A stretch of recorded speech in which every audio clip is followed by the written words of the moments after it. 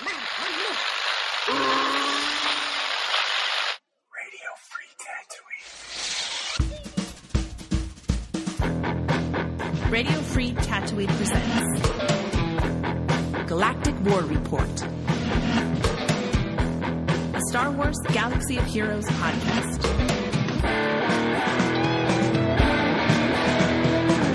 Boshuda, fellow Holotable Hustlers. You're tuned in to Galactic War Report, a Star Wars Galaxy of Heroes podcast that's better than some and worse than others.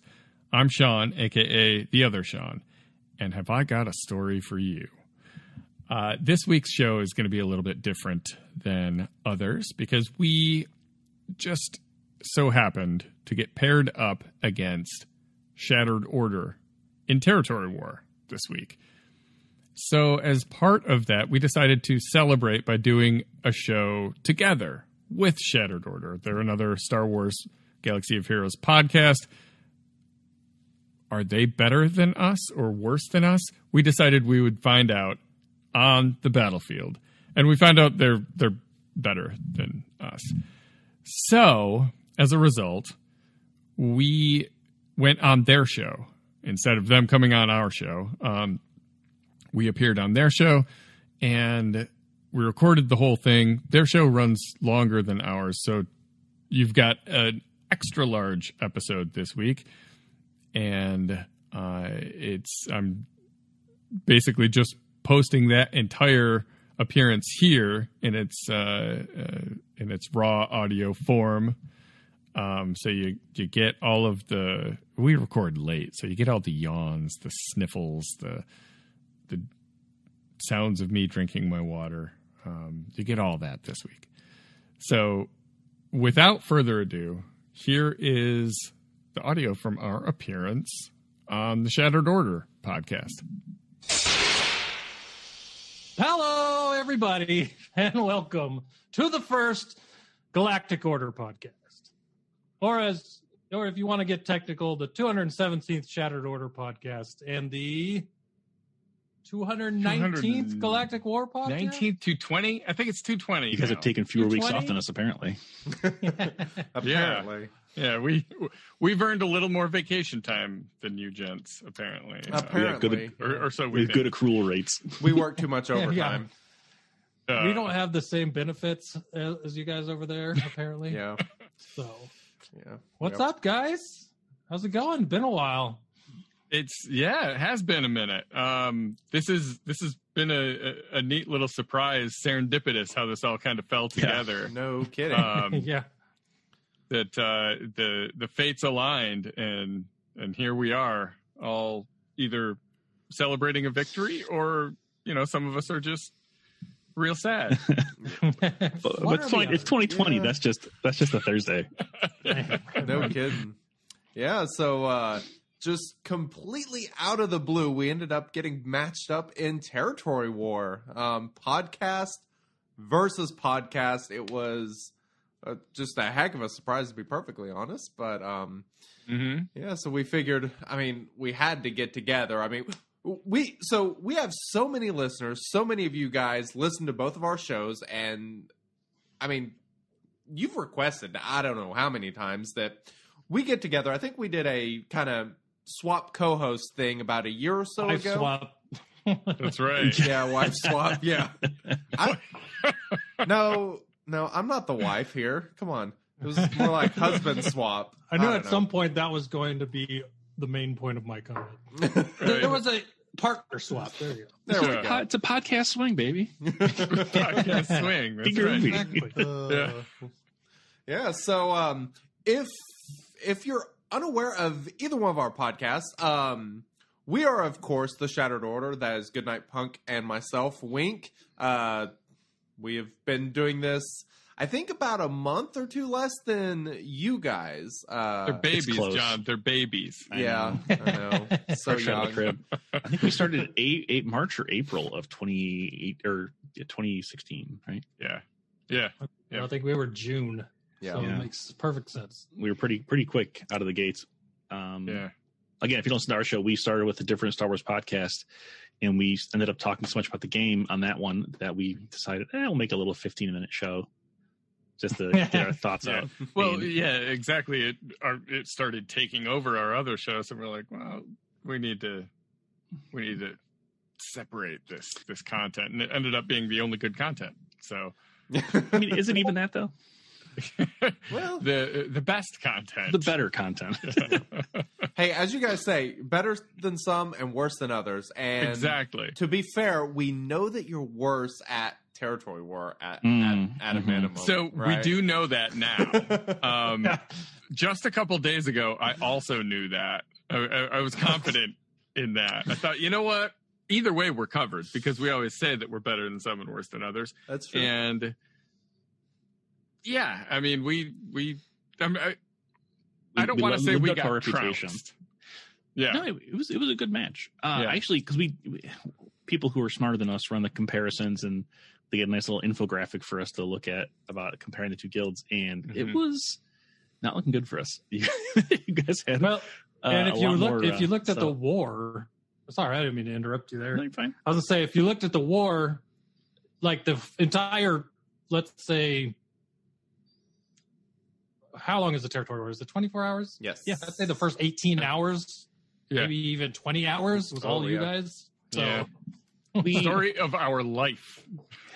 Yeah, that's why I tweeted that video of you had us in the first half there. Right? Yeah, exactly. I was feeling pretty good. We didn't have any business winning that. So we'll collapse in the fourth quarter. Falcons taking that spot.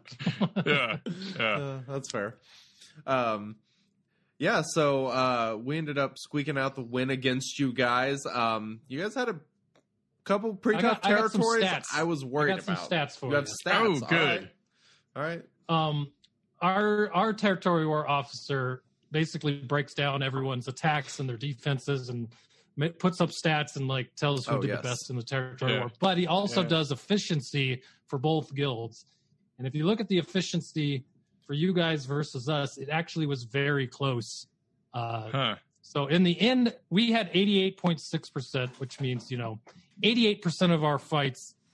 88.6% of our fights we won, and for you guys it was 84.2. So, I lost that 16%. That was on me. Yeah. Honestly, our efficiency was pretty low even compared for us, and we're not. That's always what gets us is our efficiency. I think not most, but a couple of my fights were cleanup fights. I had one. I saw a lot of those out there. You mean clean up? You mean like cleaning up somebody else's mess? Yeah. I had a couple of those, but I only had one when I. No, I had two because I was having a complete brain meltdown of GAC versus territory war. Yeah, no, I got frustrated with a CLS team and used my supreme leader to just blow tear them apart. And I was like, I'll get my one win this time. It was those CLS backpack teams that really goofed us up. We still don't really have a good answer for that versus what we leave on defense. Man, we don't either. We ran into a guild that ran those, and it wrecked us. We could not figure out how to get around them. They caused a lot of trouble because, especially if you have 3PO in the team or. Like in GAC, I'll run Rolo in that squad. It absolutely does a lot of damage, and 3PO actually can kind of prevent Padme. My Padme squad is awesome. It was my arena team during the Darth Malak meta. It's really good, and I timed out against one of these squads because all the turn meter gain from the exposes being resisted. The CLS team just went constantly, and I could hardly even take a move. I took like 5 turns over 5 minutes. It was ridiculous. Yeah. I'll say this. You guys, the biggest thing I was worried about, whether or not we were going to end up beating you, was that when you rolled through our Galactic Legends section, you guys had a lot of one-shots in there. Oh, yeah. So we know what to do with those. Like it's weird how that works. John, we know what to do with those. We let the big boys handle it. We have people for that. I'm not one of them. Well, sometimes. I mean, it is funny though. Honestly, my Slicker, I can't beat anybody with him lately. I can't beat other Kylo teams. I can't beat Rey teams. I don't know what I did wrong. I must have goofed up a mod or something. Yeah. But Darth Revan teams used to get us for Galactic Legends. They were always that wall would always stop us. But right now, I think the only thing that was really like a serious barrier was that those. So it was almost two full things, but wasn't it? Two full. I'm misremembering. It might have just been one. It held us up though. I think it was like one and a mix in the other one. Yeah, a little bit of change. But, you know, that held us up for a good long while. Yeah, they're messy. Oh yes, indeed they are. And then I know somebody loaded one of our Falcon squads with turn meter, and we were counting the number of battles that took for a while. That was entertaining. I think, was it 4 battles? No, it was way more than that. Oh, was it really? I'm gonna go look right now. Let's see. Back when the Rebels were the meta. The Dogs of War. Yes. It was back when the Rebels were the meta. I'm gonna go tell them. There it is. Just shake it. No, Yeah. come on. No, back when Rebels were the meta for ships, I used to love Territory Wars because of that exact team. Watching someone preload one of those teams, and it's just how long it took someone to kill them. Yeah. Those and most of the time it's because of what Baston's U-wing. Yes. Is it Baston or is it? Yeah, it's Baston. That thing's just crazy. Absolutely.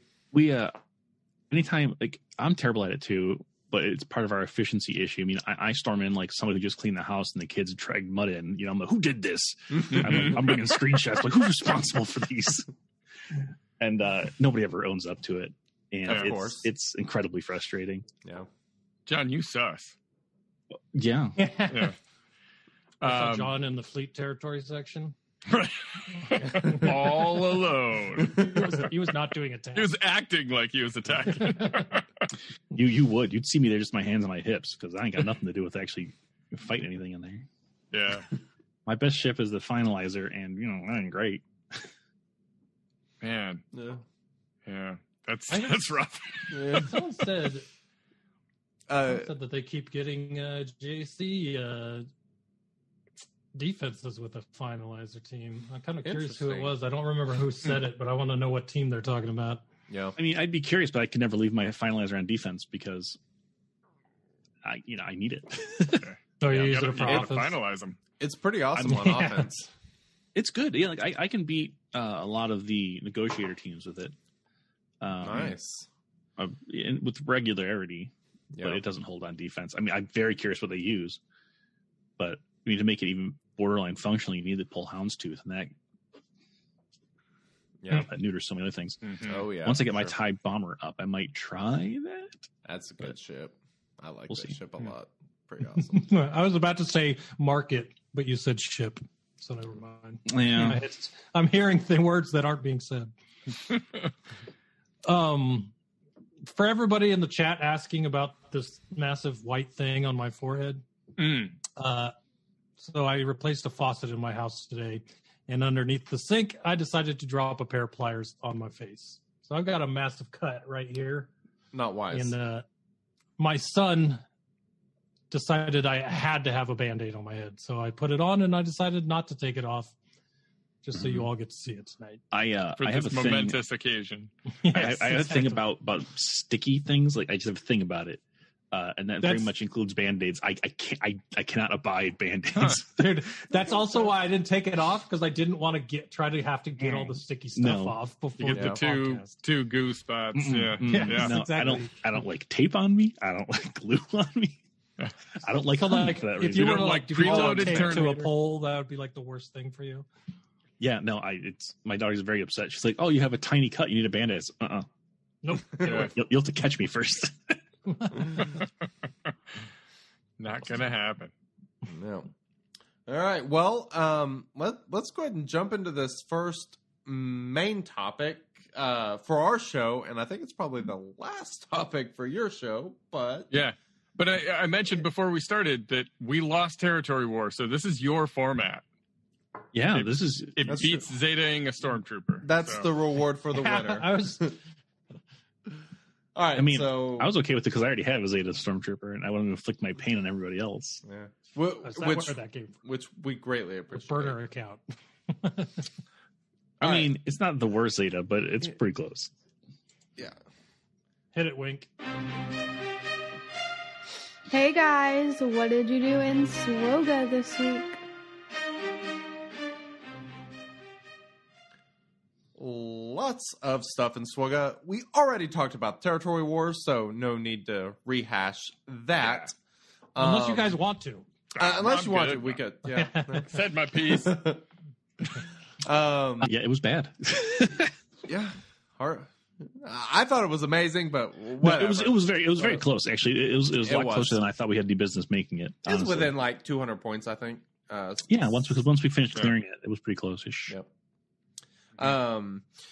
So as for me, I really didn't do much of anything productive other than kind of keep farming stuff and hoarding and just working on Mon Mothma, which I have almost got to 5-star, Backpack Chewie, and then I am now farming Piet, now that he is farmable.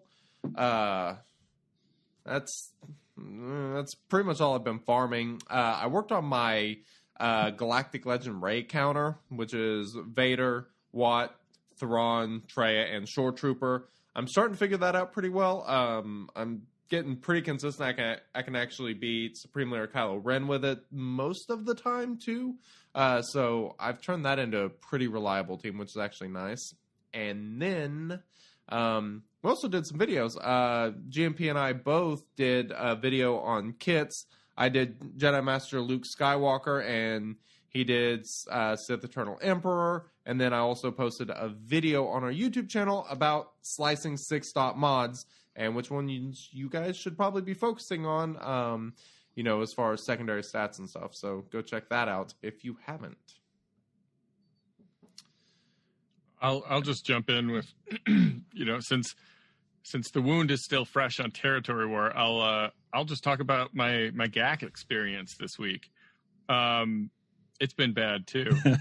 So the last 2 rounds in a row, I have underestimated a Padme team. Ooh, that's dangerous. That's a bad Worst. idea. Yeah. I hate And that team.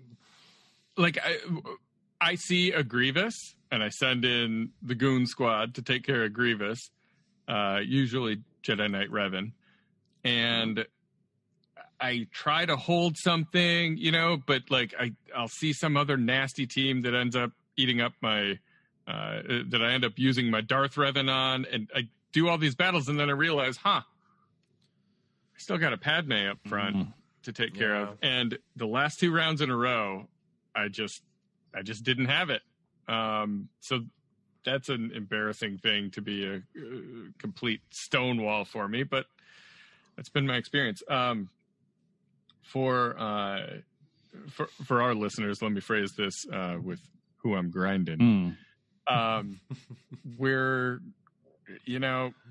there's a lot to do for Jedi Master Luke. And It's like, 10 characters total? Then come on. I'm working on that. Say, Wink, your week sounds like my week with that.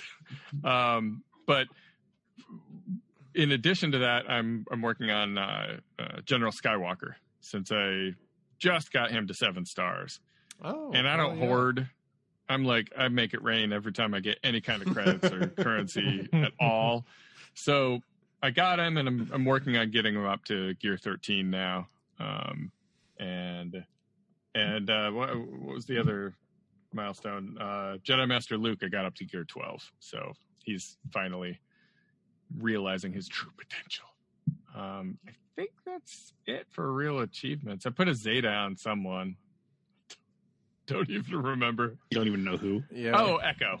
I gave Echo a You woke Zeta. up and you had 20 fewer Zeta Mats. Yeah. You know what's funny? Jedi Master Luke I- in there somewhere? Oh, did I say Jedi? I meant Jedi Knight Luke. Oh, okay. Yeah, I was sorry. like, what? Wow. No, why I are we meant Jedi Knight Luke. glossing over this? Yeah. This should be the whole podcast. Yeah. Right. That's funny. about it. Gotcha. Sounds like a productive week. Not bad. I mean, getting both of those Skywalker boys up to gear 12 was literally just me being bored at work and spending a couple bucks. Yeah. I can't wait. Here's $5. Cool. I can do it now. Great. Yeah.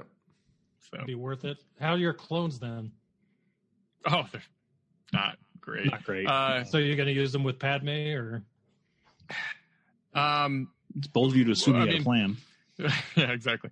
The main goal is to slot him in on the Rey team, because I'm still running Finn, Resistance Hero Finn on that team, and it's okay, but I want to try that out. Armor Shred, I feel like I always time out, so Armor Shred's going to be my big focus. But yeah, the rest of my clones, like Fives, I use his ship. I have him at Relic 7, but he's the only one in Relics, so the other guys. Well, I mean, if you're going to have one in Relics, that's a good one because he then gives his stats to everybody else. So, and I feel like he's it's a kind of wonky team to have a General Skywalker who's, he's gear 12, whatever, a Relic 7 Fives, a gear 9 ARC Trooper. It's like this weird, and the other two guys are gear 11, I believe, or no, Rex is 12 now. But it's like this weird, you look at it and you're like, this looks terrible, but there's a Relic 7 Fives. So right. How do I approach it? And the answer is they usually beat it, but sometimes they don't. It is a quick way to get him to sacrifice himself, though. It is. It is. Very, very true. ARC Trooper just faints. Yeah. All right, let's go. Supercharged. All right, I guess I'll go next. There's really nothing too super exciting here. The my Galactic Arena challenge, GAC is Grand Arena. That's the one. Grand Arena. It's like the one thing in the game that's not Galactic something.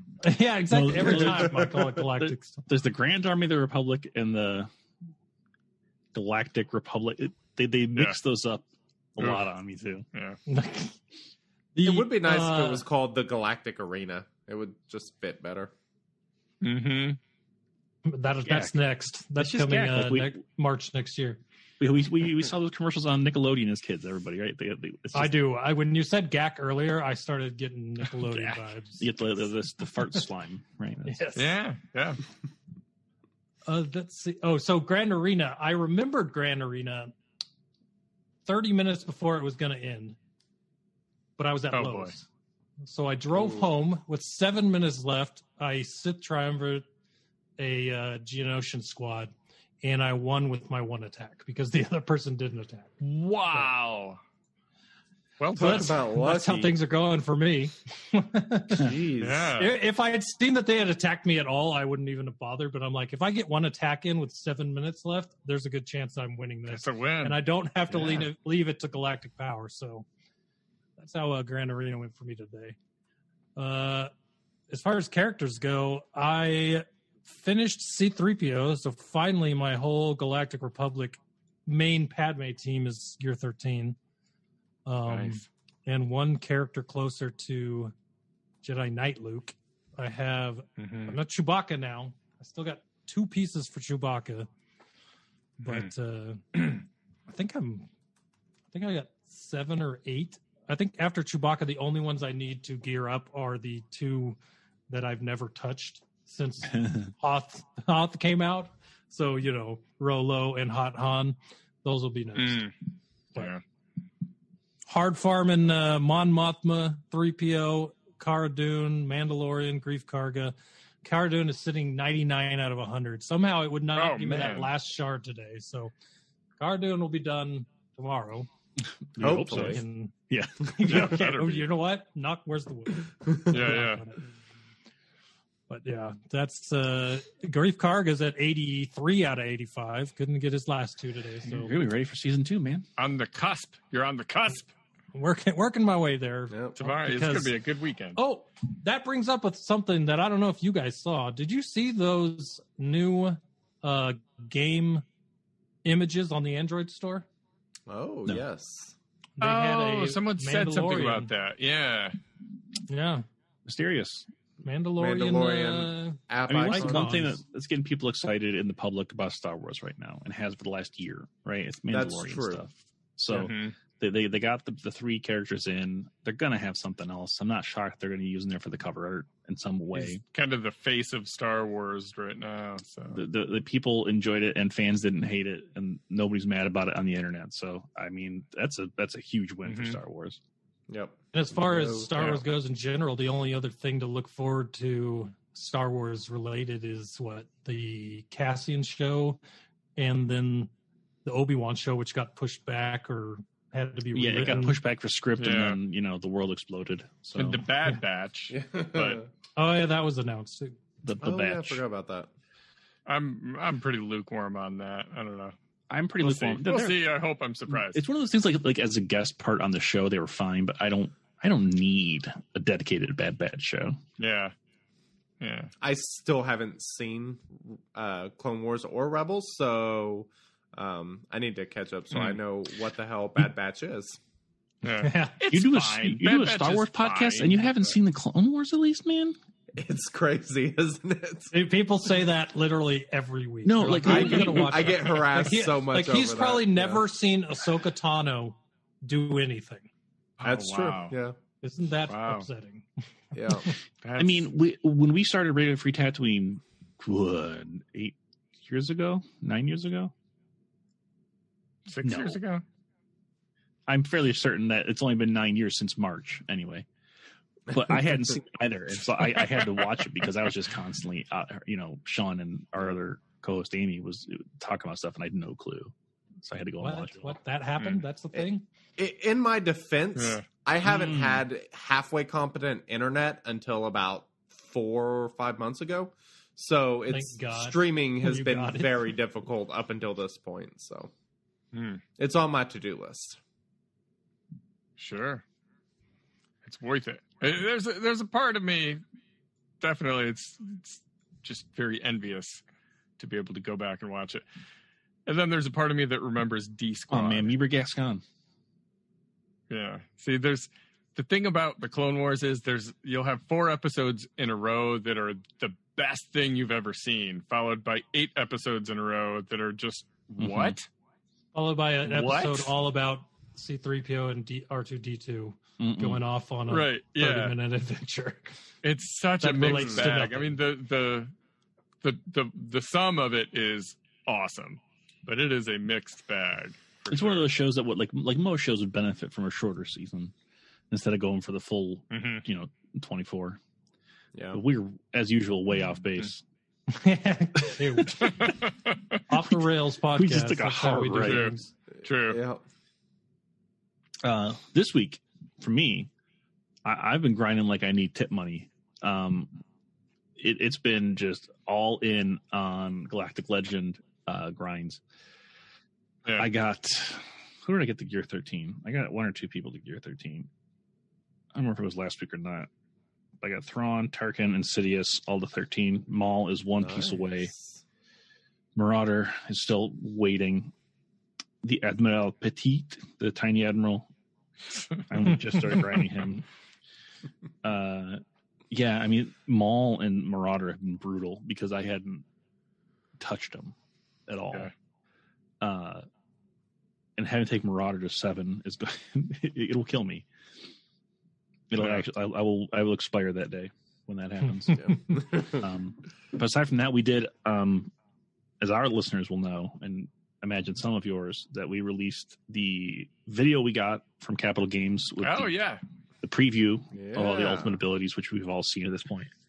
And we talked to CG Miller, so we had all kinds of hubbubs all around the internet dealing with that over the last week. Yep. Good interview. I highly suggest you go check it out if you have not already. Yeah, I mean, you're going to be seeing him in games soon enough. But definitely check out our YouTube page. Newly rebranded. Oh. Very nice. Yeah, it was the Radio Free Tatooine YouTube page. Now it is the Galactic War Report YouTube page. Nice. The rebranding process, It sounds. It's a I'm chore. sure it's a blast. It's a lot of uploading PNGs. That's what it is. Yeah, it's that too. So let me ask you guys a question, and then we can all answer it. But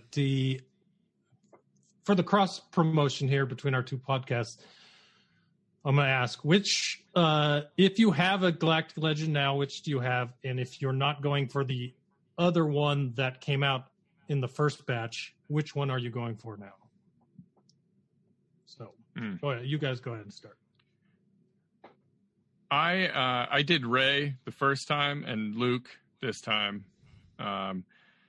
partially because things just kind of lined up that I had more of Luke's stuff. I had just gotten Jedi Knight Luke, and you know, I mean, there was a lot of stuff on his list that I looked at it and thought, I mean, outside of course, Backpack Chewie and Mon Mothma and the Y-Wing, the three new things. Besides that, I looked at it and thought, this isn't that off base for me. So, yeah, so I'm all light side. Now I'm complete opposite. I was all in on First Order even before they announced it, so I was pleasantly surprised. So I got Supreme Leader Kylo Ren, and that, of course, sets you up quite well, just because I also love Empire. I was about to say, the Empire, when you said you were who you had geared this week, I'm like, that must have lined up very well for you, especially with the tier 3 that they announced of requirements for Sith Eternal Emperor. I know you were an Empire guy. I mean, I already had a Relic 2 Veers and Stark laying around. So, you know, I was in a Gear 13. Or was it Gear 13? He was very close to the Gear 13 Royal Guard. Oh, wow. Because, look, I got things to do. And that is to gear Empire characters. They don't all have the red circle around them. It's kind of... They did. Again, listeners of our show will know, I did a whole thing, I guess like a year or some change ago now, where I Gear 12 the entire faction of Empire. Oh, yeah. There were some painful moments, but... I can imagine. Wait, so your Krennic is pretty much ready to go then? Well, my Krennic is I got him to Gear 13 at this point, yeah. Nice. Man. Nice. And I sailed my Death Trooper, and actually, he's not even required, but he was Gear 13 anyway. Yeah, worth it. Dude, I love my Gear 13 Death Trooper. He's Relic 6. Yeah. My Imperial Troopers are awesome. I absolutely love that squad. They're so much fun. I use them on defense a lot, actually, in Galactic or Grand Galactic. They got me doing it, Grand Arena. And they get underestimated constantly. Yeah. Because they're not like super killers, but they're enough that you actually have to throw something decent at them to get rid of them. Yeah, that's true. Or have days. Anything with days, I'll take care of it. Yeah. I always use mine on offense, but I can... My Stark is insanely fast. I've beat some Darth Revan squads with it before. I tried it last week on our live stream, and it failed. But I have done it before. It can be quite a bit of stuff. I mean, if you have Stark fast enough to where he goes first, you can annihilate some stuff. Yeah, it's a fun team. I've always liked them.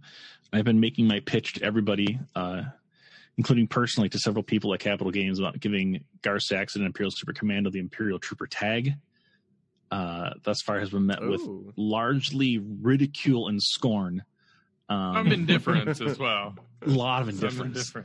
I was really hoping for some kind of Royal Guard rework with the Sith Eternal Emperor, because his taunt is kind of worthless right now, only because of how much protection there is in the game. And if you get someone below 50% health, they're done. The next AoE is going to kill them. Yeah, it's and we talked about it. Was our Patreon or our guild? I don't remember what we were talking about it, but I mean, Royal Guard was amazing in early game, right? He was the only thing that had any kind of auto taunt, right? There was nothing else.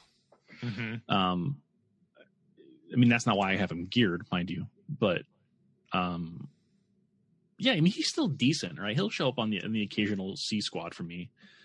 I'll throw him in, stun on basic, auto taunt, bad. Stun on basic used to be a big deal too. I mean, it still is. Yeah. That's actually why I'll throw him on a Gar Saxon team occasionally, just because he'll counter with a stun. Counter stun. That's it, really. I mean, what else are you gonna do with the Gar Saxon team? Put somebody good on there? Yeah, well, that's true. Not current. No, he's not going there. That's where the real crime about this second round of Galactic Legends is. It stopped me from Gear 13 in my Gar Saxon. When I was doing we did an episode where we talked about what we were guessing their requirements were, and Gar Saxon and Super Commando were on my list because I thought it was going to be all Empire characters. I figured that all the generals would be in there, and they did end up being there except for Gar Saxon, and then Super Commando wasn't in there either for. Yeah, and it's something I'm sure I'll bring up when we talk about the kits, but it is a gripe I had a bit about how much Empire is required, and I got excited about there being cool Empire synergy, and then there's just not classic dark side synergy. Yeah, I mean they're as good as anybody, but it was a little. They're better than some. Not worse than a whole bunch. Less like Tuskens, but Tuskens are dark side, right? I honestly couldn't tell you. Gun to my head. What? Have you guys heard about my drunk Reddit gaffe? This is hilarious. No. One time, I don't remember the context, but I asked why my Jawas weren't showing up on some light side event, and everyone completely destroyed me on Reddit because they're like, "You host a podcast and you don't know that the Jawas are dark side?" Or vice versa? See, I still don't know. Yeah, the Jawas are light side. I thought they were dark side. See, you had me second guessing myself. They're light. Yeah, they are light side. Yes. Wow. Yes. So people will still. It was so funny. I have sometimes I go back to that Reddit post just to read the responses to make myself laugh because I posted it like 11 p.m. and the next morning my phone had gone off and everyone's like, "Yeah, you don't even know what side these characters are on." Oh, that's great. I'm like, they take droids as slaves. Who has told us? Yeah, I know, right? They're.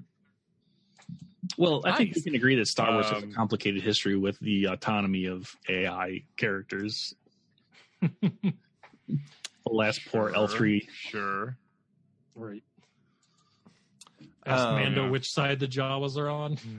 Yeah, L3's in a new story in the Certain Point of View book. Yes. Which really?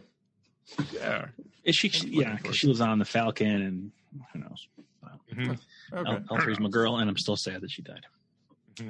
To answer the question that was asked, I'm actually doing opposite kind of the way you guys are doing it because I actually got Supreme Leader Kylo the first go round, and I'm actually going for Jedi Master Luke this time. So I kind of switched them around. Yeah, mostly because I wanted Jedi Knight Luke, and if I go after Jedi Knight Luke, I'm not going to be working towards Sith Eternal Emperor at all, and I have to. And you got 8 characters you got a relic for Jedi Knight Luke, so that's going to push back Sith Eternal Empire forever if I go that way. So I'm just going straight for Jedi Master Luke instead.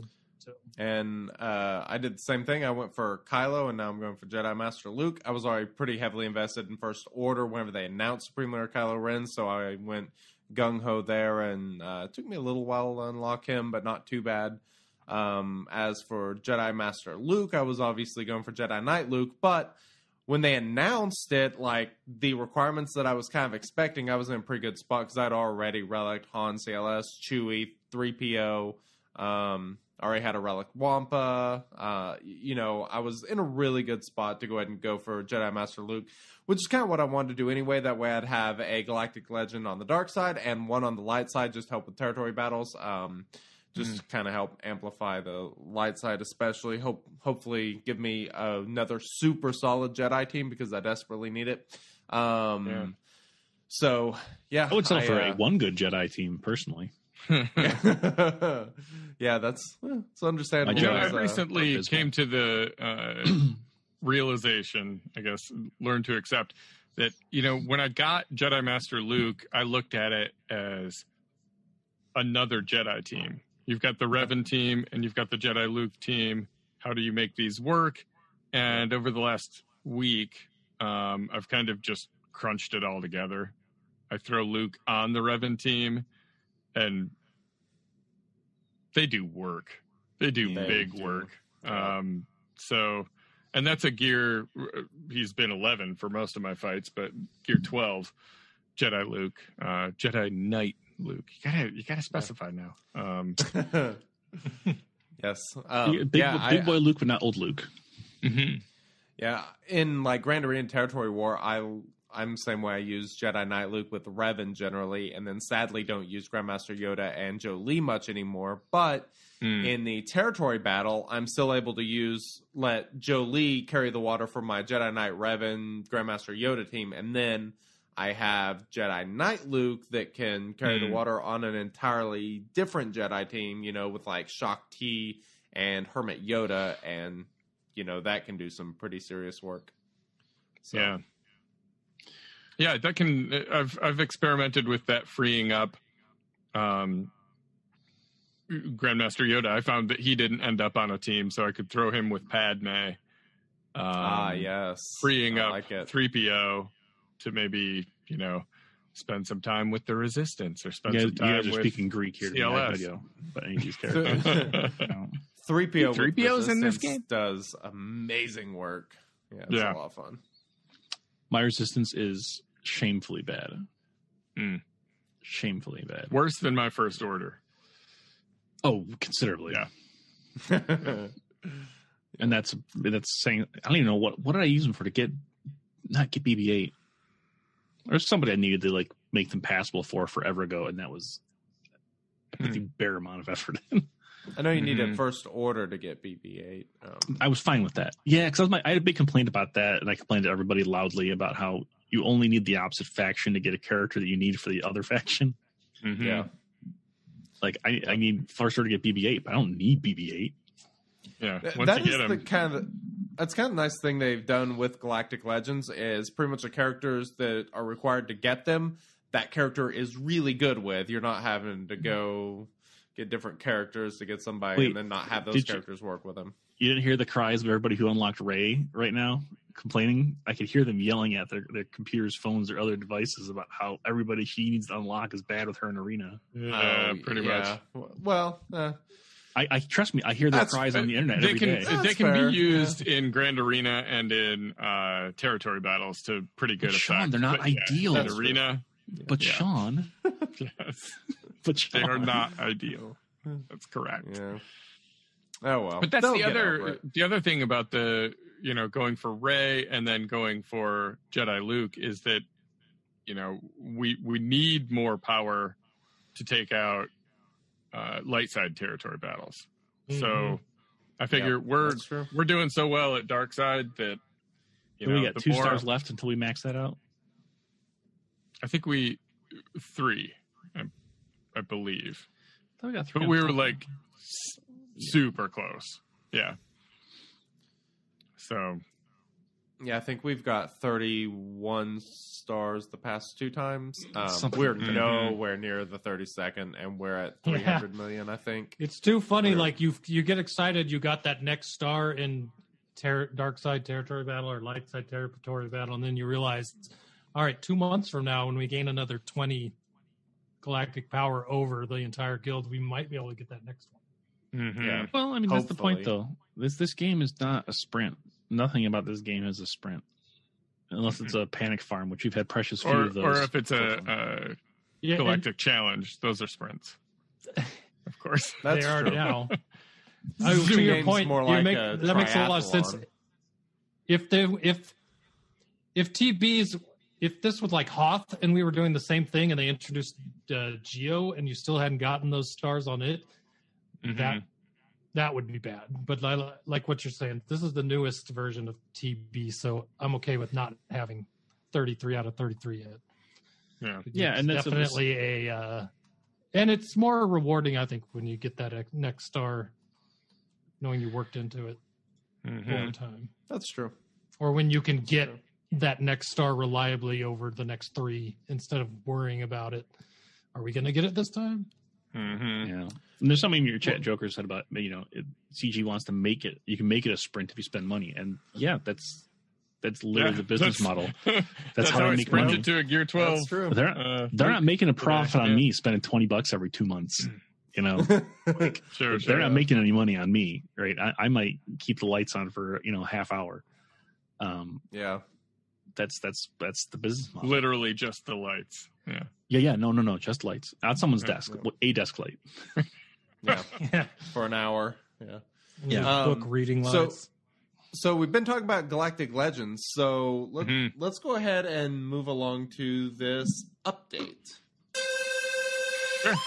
Strong with us, this update is Young Padawans. You know what? Before we move into this, so far we've only played the most mundane of our sounders. I think you should at least play the "What are you drinking?" sounder, so they know what actually happens on this podcast. Yeah, let's Hit that one. Hit it. Hey boys, it's your favorite time of the day. The time where we all pop our tops off and relax. cheers, gentlemen. Cheers, guys. I can tell looking around this call, we're some wildcats tonight. Yeah. Well, so I'm going to take just a second to talk about that too, and derail this a little bit further. I'm drinking water tonight. Keeping hydrated. You wild man. Because I don't even know why, but my wife and I decided to do a sober October. Because it rhymed? We thought, all right, cool. Yeah. If it rhymes, it's a good thing, right? Smart ideas always rhyme. Joe Rogan's been Right. doing that And thing so, for years, and I think he abandoned it this Yeah. year. Yeah, I read something about that. But so I thought, all right, sure, let's do it. And then the first weekend of the month comes up. And First weekend of the getting month. Getting a little bored. The real test comes. And I'm thinking, and I realize our wedding anniversary, our 10-year wedding anniversary, is tomorrow. Oh, we can't be drinking water, so we got my best man in our wedding. It wasn't me. Bought this I wasn't scotch, invited. this single malt scotch that we've been holding on to for 10 years because we didn't understand how that works. Like once it's bottled, you don't need to hold on to it any longer. We thought you did. So we made this arrangement that on our 10-year anniversary, we would drink it. And I was so happy to tell my wife, Sober October's over. Heck yeah, that rhymes that's too. awesome. Yeah, But That's a good scotch. so we're too. going to do that tomorrow, and we agreed we can have a couple drinks on the weekend, and it's still like sober. My ex-girlfriend's October. dad used to pound that stuff. Yeah, man. He could that'll afford make it. for a good anniversary. Understandable. We don't. Neither one of us really like scotch, so it's going to be just us pretending like. He's going to share one small sip. Loving it. Oh, it's great. Yeah. Put a little Well, bit of ice in it, let it water it down just a smidgen, and you'll be good to go. Sure. No one will tell. I don't know No one if will you know. can read that, but that's where I'm going tonight. Bang. Bang. Rainbow Bang. unicorn. Rainbow unicorn. That's Yeah, I mean, I'm rocking. getting real into the fantasy here. I got Diet Pepsi in my Disney Parks glass. Thank you very much. Ooh, fancy. And I have got water in my the child mug. So You've got a child cup. You're drinking It is Baby my Yoda's child juices. cup. That's fine. yeah, I'm drinking Baby O's juices. Delicious. Yeah. Cool. So they changed some things with these Galactic Legends that I sure as hell wasn't expecting. They are doing a new ticket structure, and I searched around. I know the HSTR project, their Discord, they do a lot of really good data collection stuff, but they have not actually put anything together yet on the drop rate on these tickets. But they changed the drop rate structure because previously it used to be they would drop a certain percentage based on attempts. They've now changed it to where it's based on the energy spent, which is nice because now you can farm Kairos or ships or whatever. It doesn't matter, and you still get the same number of tickets. I wish I'd known that that's the way it was before, or maybe I should have asked someone, because I farmed stun guns and Kairos for all my tickets, which is why it took me a month and a half, probably. There's two. I did two for things. most of mine too. One, it's not bad. It slows you down a little bit, right? But you need all that stuff. So if you're going to spend energy, you might as well. Even when it's by I attempt. totally agree. But second off, it was supposed to be that way originally. They announced it that way originally. They didn't know it wasn't working that way until recently. Are you serious? Yeah. They said somebody brought their attention, like, we got to fix that. No kidding. Okay. Interesting. When we first had him on the show, they said it's going to be based on energy like the Galactic chases. Yeah. And then it turned out to be based on attempts. I assumed we just missed something. I guess I don't know how recently they learned, but but they made the change now, which is what it was supposed to be the whole time. Yeah. Right. And that makes sense. Probably it's the best the more time to do it logical than way right to do in the it. middle. I say it's probably better to do it now after you introduce 2 new ones than in the middle of the last ones where half the people did it one way and the others did it the next. I did a lot of those 6 energy nodes. I did too. I don't ever want to again. So it's a good point though too, because otherwise you get people who are like, "Oh, well, I had the grind 6 energy stuff the whole time." Like, I get that, but we're fixing my day. All right, like, what am I going to get? 2 months ago. Ooh, like, what are you going to get? You got the Galactic Legend. That's the end. You don't need a recompense for that.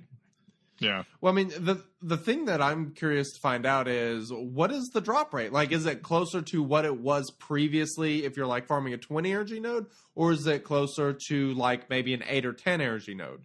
To me, I would think like an 8 to 10 energy node would probably be the sweet spot as a kind of balancing act there. But I don't know. Phone a friend here. I wonder if he figured it out.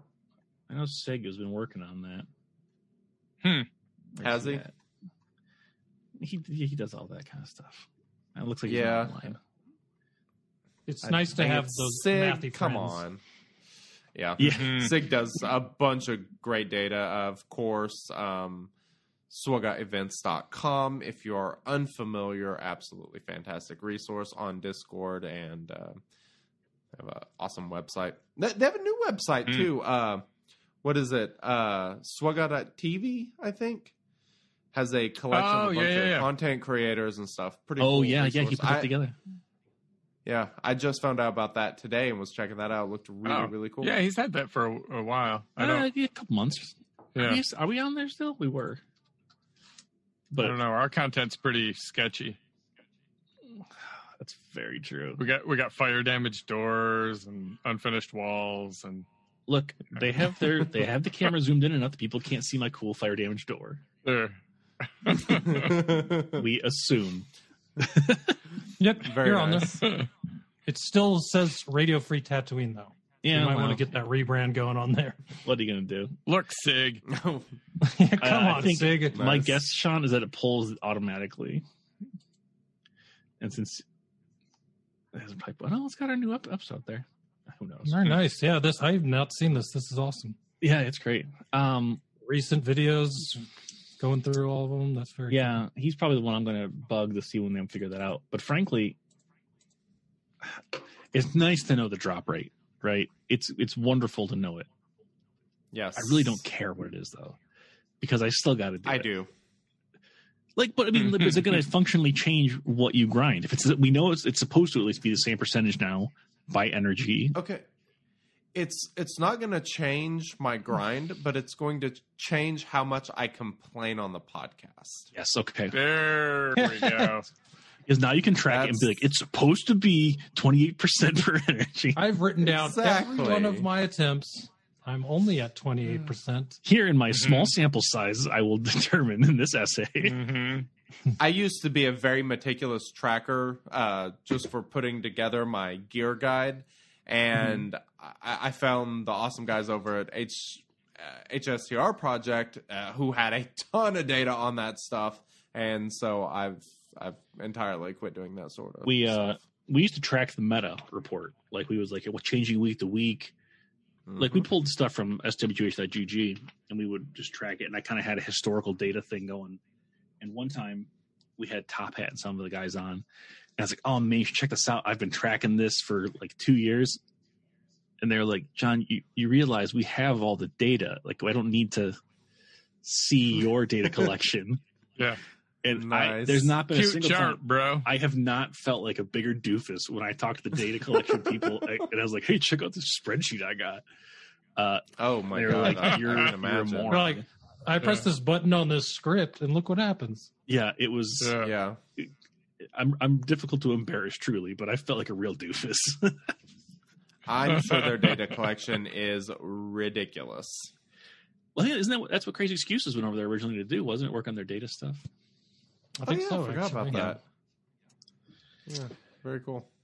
As far as these kits go, you want to split them up between the two of us? One Shattered Order, one Galactic War, the other. Sure. Which one would you prefer? I'm the only one done for the Emperor, so I'll take got that another one. idea here. Oh, Are we okay. wanting to read through them or just kind of talk about them in Let's general? kind of talk about it in general, because I mean, I if you assume wanna put everybody's people read to them sleep, at this point. We can put them to sleep. Yeah. I will lull you into a sweet slumber talking about deception. yeah, I think the main points will be those new debuffs that they get and what they do first off, and then the ultimates. Those are probably the main. They're biggest live on things. GG. I'm not going to look at this official forms nonsense. Why don't we start with Jedi Master Luke, and then you guys can do Sith Eternal? Yeah, sure. That work? Sure. All right. All right. We'll have them up on the screen for everybody watching, so you can see what we're talking about here. And for you guys, everybody listening to the podcast, they're on the forums. Yeah, pay attention. Links in the show notes also, if you don't have it handy.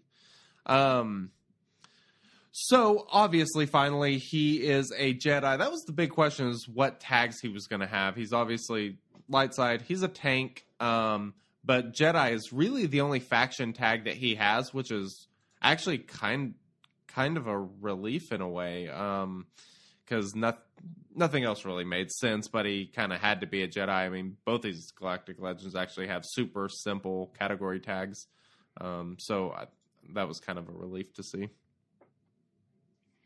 You know, when I really started to think about it, it makes a lot of sense that he wouldn't have resistance, you know? Yeah. Because he helped the resistance, but for most of the, the last trilogy, he was Yoda-ish. I'm pretty Off sure he on actually his own. doesn't he say in The Last Jedi, basically, I don't care about the resistance. Yeah, I think you're right about that. So it makes complete sense. I was every time I see a new Jedi, it after hearing them say that they are worried about giving Rey the Jedi tag because of the fact it might make them super OP. It just made me wonder what giving Jedi Master Luke Skywalker the Jedi tag would end up doing. But I made sure I poked fun of that in my hit single, Just Rey. I don't know if you heard my debut album song about Rey. I did. I You missed was that very one? funny. this, and now I need to hear it. Yeah, it's Yeah. it's I special. don't remember what episode it It's was. special. but, It's a thing. It's on our YouTube. It's on our Is it? YouTube. Yeah. Oh, is it? Just a Okay. separate video is. Yeah. It's a lyrics video nice. too, so you can read the actual lyrics if you want. Perfect. Oh, love it. heck yeah, perfect. So, Jedi Master Luke, he's kind of like a Revan hybrid. So he has a lot of very similar things that Revan has. He has a really interesting AoE that kind of provides some turn meter, which is always great. But he also gives a new special ability to his entire cast of Jedi, and has some pretty similar, leader mechanics. There's some additional health and protection. There's additional offense and speed for Jedi, and then some specific stuff for Jedi. And then, of course, he's got the other special part of his kit, which is where he has the Jedi Lessons and the Jedi Legacy, where he gives extra buffs to Jedi, kind of like Grandmaster's Training or the other buff with Jedi Knight Luke. I can't remember the name of that one. So there is quite a bit going on with this kit, but I mean, for the most part, it feels very Revan-esque. but except with a tank instead of a damage dealer, because he is basically Beefy? entirely built around being beefy and having a ton of protection. Protection is kind of the key stat for Jedi Master Luke. And isn't it built in that to his kit that he keeps that forever taunt until he's out of protection? Is that what it was? Yeah. If all allies are Jedi, he gains taunt while he has protection. Yes. So the more you have, the more Now, work for what it's everyone worth, behind him can do. That is his leader ability, though. So if he's not in that leader slot, he's not going to get that. Right. That is a very important point. I want to say there was something else that would give him taunt outside of his leader ability. I can't remember what it was, though. It says the first time this is part of his leader as well. The first time each Jedi falls below 100%, they dispel all debuffs on themselves and gain crit hit, a bunch of stats, or a bunch of buffs. Then Luke taunts for 2 turns, which can't be copied, dispelled, or prevented. So anytime someone goes below 100% health. Unique. The first time. But yeah, so you got 4 other times basically he'll get taunt automatically on top of the fact that he'll always have it while he has protection. Yeah. Now That's think a about very Royal Guard's auto taunt. I mean, that's not necessarily a fair comparison, but No, look it's at not. Royal Guard versus like Shore Trooper even. Yeah. Yeah. Yep. So what do you guys think about this kit in general and his his ultimate? His ultimate basically reduces all of his cooldowns on specials to 2, so he can essentially alternate using his specials. And he has this really... I love the animation for this, where he completely changes his look and everything. Very much like he did in The Last Jedi. It's super awesome. He actually projects out of his own body. Yeah, it looks amazing. Yeah, it does. It's really well I'm done. very curious how it's going to look in-game versus, it's in-game footage that we've seen, but it's at a very high quality versus what we're going to get on the mobile game. So I'm curious if it's going to look that cool. That's fair.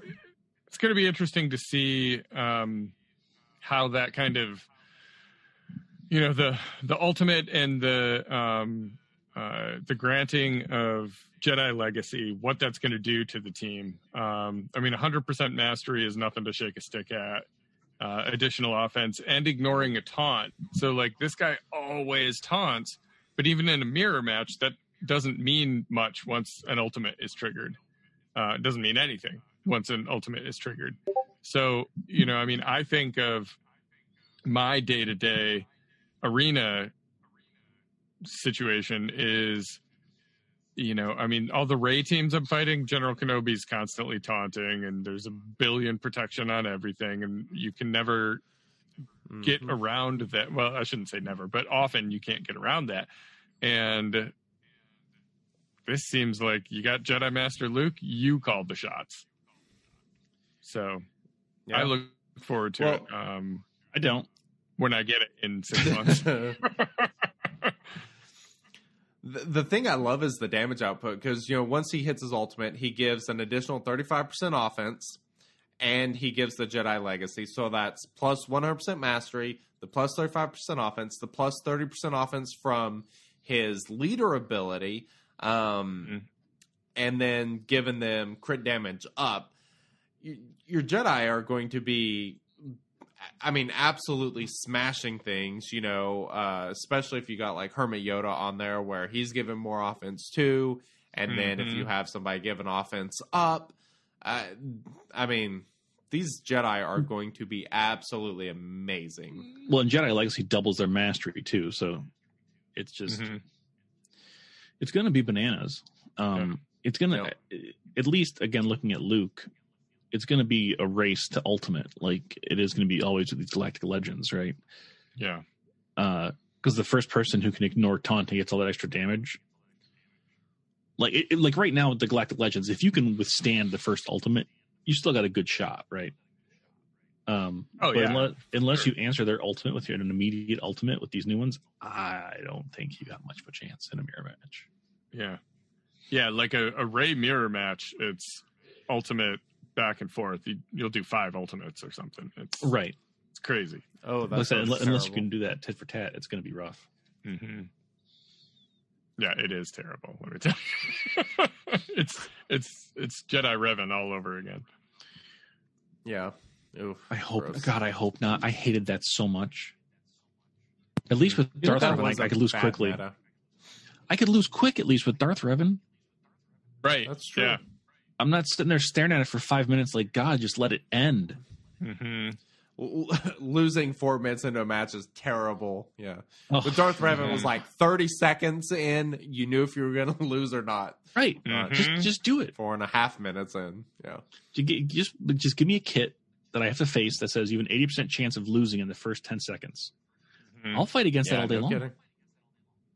I will say, I feel like CG has done a fantastic job with kits. Kind of really starting a little bit before the Galactic Legends, I would say, but they've released some characters that have some just outstanding usability in other squads, like Piet, like Sith Trooper,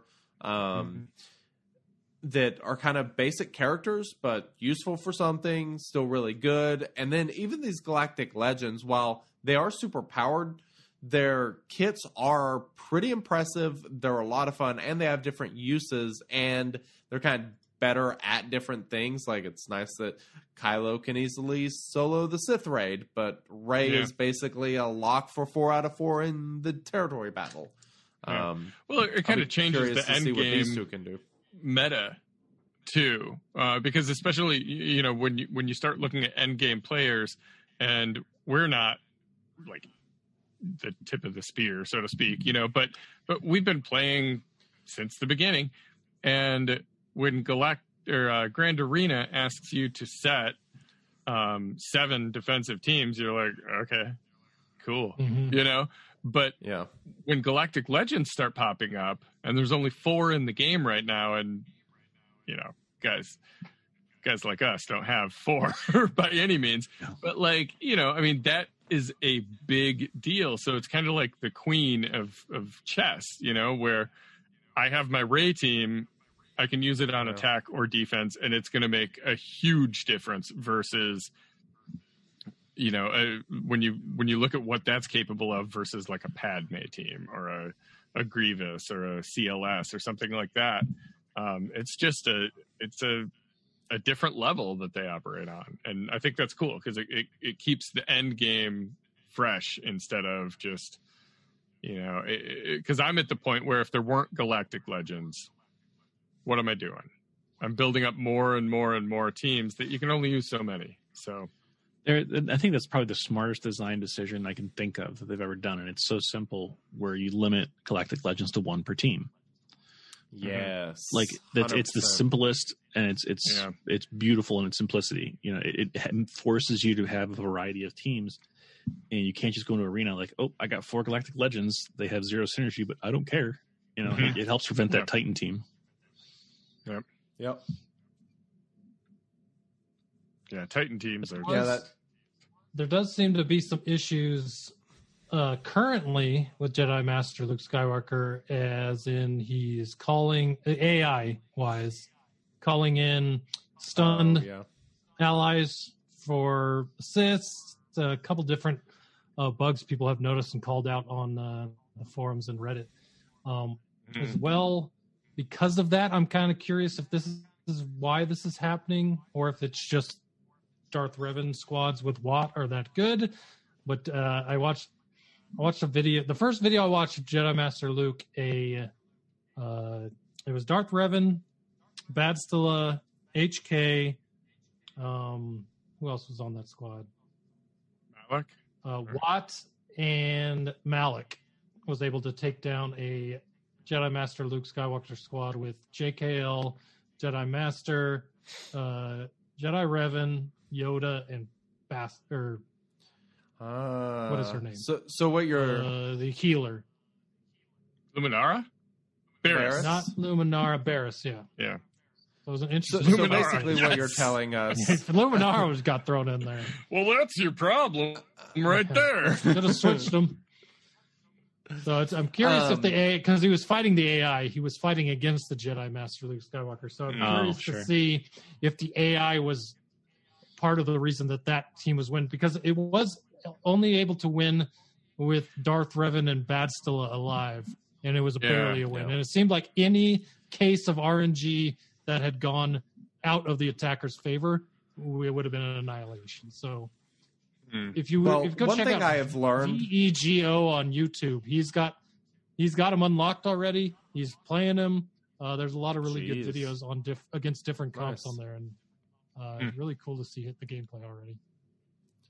Yeah, one thing I've learned about playing SWGOH as long as I have and being in this community and everything is when a new character comes out, whether it's a new rework or a new character that's supposed to be really good, we immediately figure out that they are in fact terrible, that CG doesn't know what they're doing, and that's pretty much it. And that's the way it is.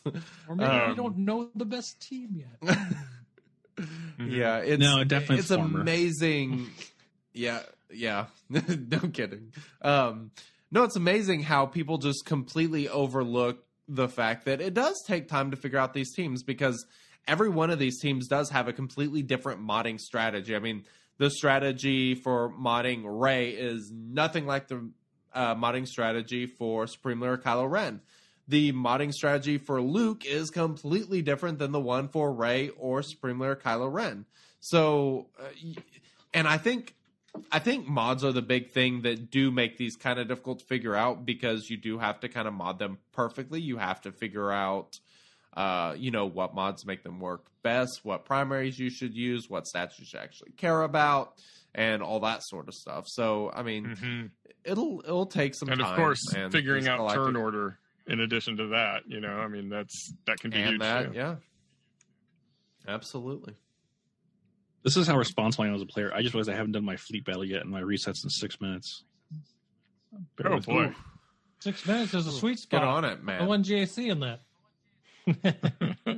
Yeah, no, I just do I enter fleet battle and hit auto. I'm just forfeit. Just you know what? Honestly, Sean, you're right. Fly, fleet, fly. Oh, yeah, good point. I remember finalized. GMP used to always do that because he hated Fleet when it first came out. He would just go in, back out. I want to like Fleet until I got Malevolence. That's pretty much what it boiled down to. I mean, I want to like it, but it's the same thing. There's just not enough variety. There's not a lot going on with ships. And there still isn't, but at least I can beat everything with Malevolence. What we desperately need are fleet squads, because I want to test other teams. I want to try counters, but oh my God, shoot me. I'd almost rather just auto the battle than actually go and switch teams, because it's such a pain. Because if you set your starting lineup and then you put the wrong ship in reserves versus starting lineup, you got to switch them around, and that's a pain. It's I don't know if you use TIE fighters, but let me tell you, I'm trying to figure out which one of those three you're putting in. Yeah. Biggs and Wedge back in the day were real easy to mix up. Oh, yeah. Yep. I am glad that it actually says the name of the ship this way. Yeah. Well, like in the starting lineup now, it at least says the ship. So yeah. So, any more thoughts about Jedi Master Luke Skywalker from you guys? I think one other thing I would say, I think it captures his character very well. It feels like the character that he plays in The Last Jedi is captured in this kit really well. And it's a complicated kit, but he's a complicated character. And there's a good representation of, they grow beyond, and like this sense that he is a teacher who is also just insanely powerful in his own very unique way. So I like that. I want to unlock him, partially because I have to win, but also because I just think it looks like an incredibly fun team to play. So like he had an X-Wing. He didn't need to astral project and die. I mean, had a bad motivator, but I don't know. I mean, it was cool, but yeah. one final note I'd like to say on this is there's been a lot, and a lot of the time it is warranted with character models and the looks of them. But the character model for both the normal model you see on the character page as well as the one from his ultimate, the astral projection when he walks out, almost look identical to the movie and Mark Hamill in general. I really think that they did a really good job with the totally look agree. of the character on this. Yeah, certainly. All right, It John, could be. you wanna, I don't think he's up to much of anything right now. He's just in everybody's game. you wanna take a swing at this Sith Eternal Emperor? The Sith Eternal Emperor. Yeah.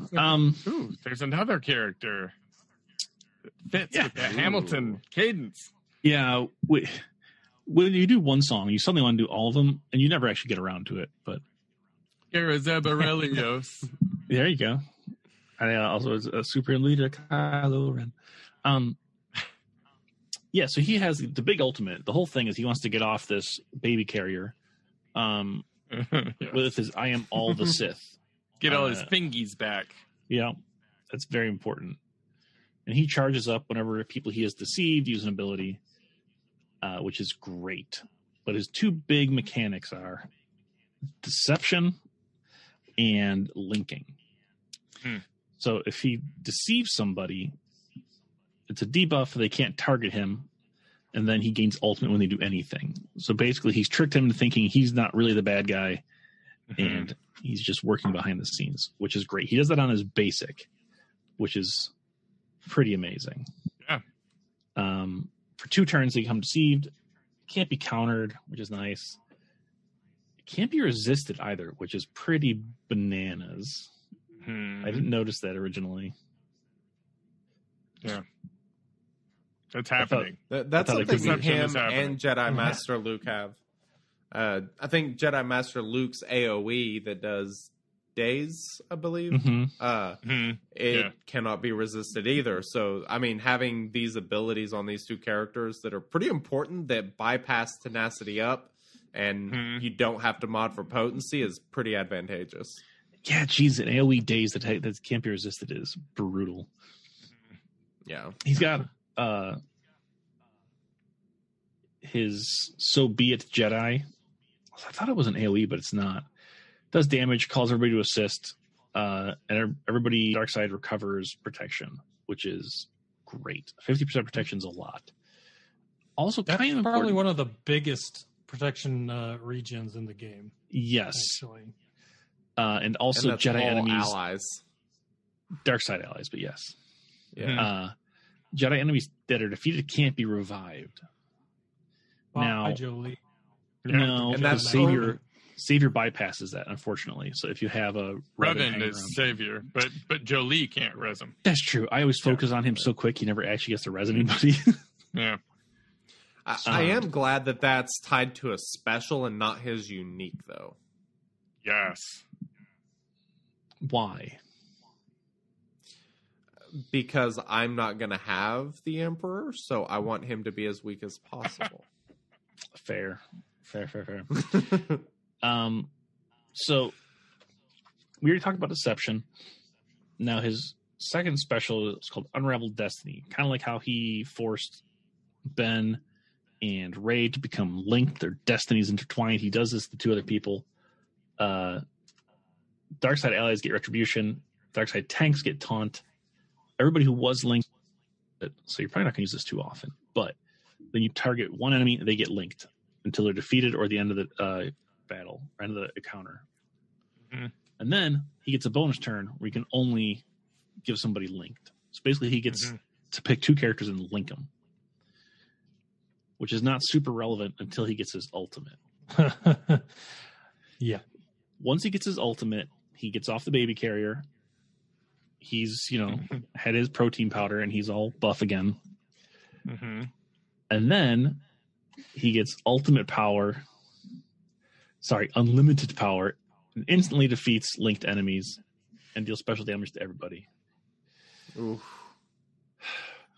Then he dispels all buffs on deceived enemies, which is probably going to be most everyone at this point, and deals damage to them again. And if they're defeated, they can't be revived. So pretty nice. Pretty Pretty that decisive, power, that one.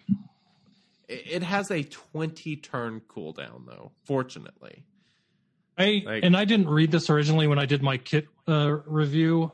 I did not see the 20, so I had speculated that linked could be cleansed, because if not, if this was like a 5-turn cooldown and you couldn't prevent it, that would be absolutely bonkers. But the fact it's 20 makes a lot more sense to me. So you're originally probably not when going they to be able to prevent this.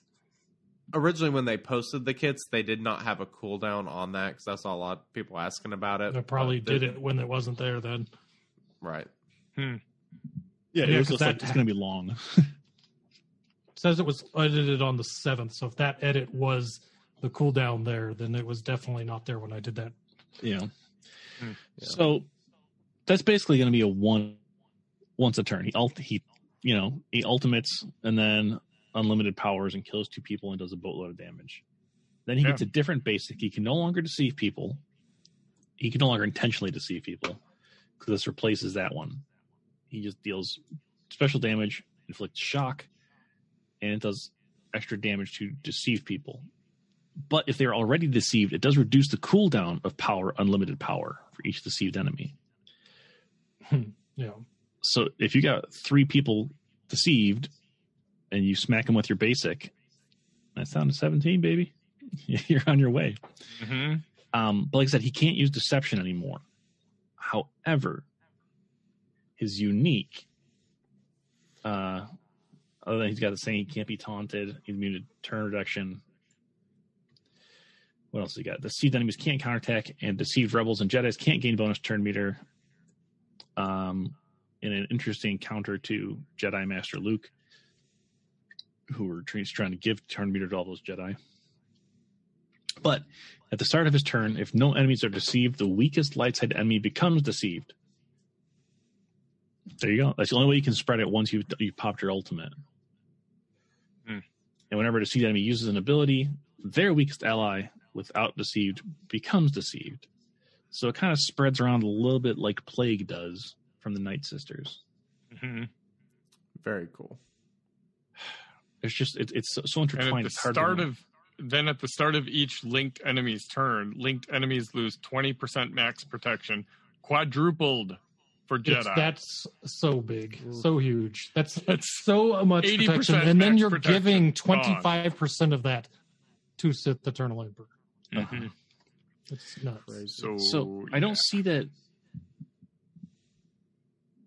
I thought power unlimited power couldn't kill Galactic Legends, but I don't see anything here that prevents that. No. So Discord. It just says that the linked enemies can't critically hit and damage they deal is decreased, and that is excluding. Yes, Legends.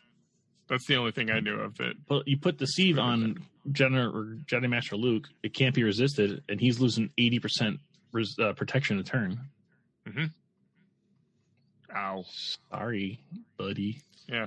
Well, like Miller said, when an ultimate happens, that is kind of supposed to be the match. Sure. Yeah.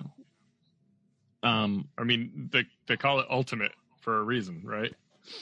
They should have also been a penultimate ability. It's like you got to charge it. So a little dance move. The basics of it is. Go ahead. Oh, I was gonna say, so his leader ability is really good, and it's kind of built around getting his ultimate up super quickly.